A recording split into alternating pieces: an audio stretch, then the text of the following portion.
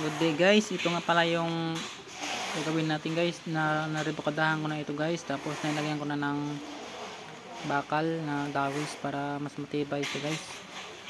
Kasi makapal kasi ito guys, mga 3 inches yung kapal nito, tapos yung lapad niya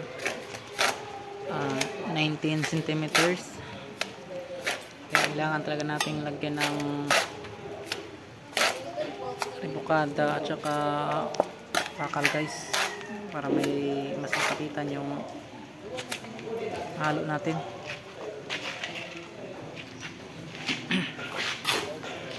Unti-unti lang yung pag-ano nito guys, pagpalitada, kasi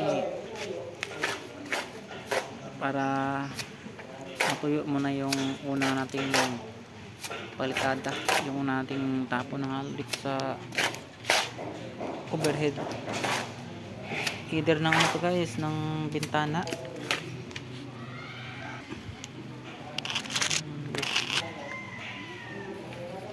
Medyo abutin siya ng ilang oras guys, kasi magpapatuyo pa tayo guys, mas makapal kasi ito.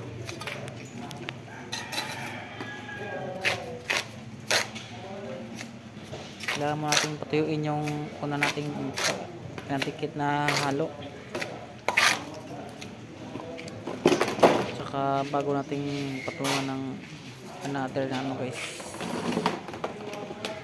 na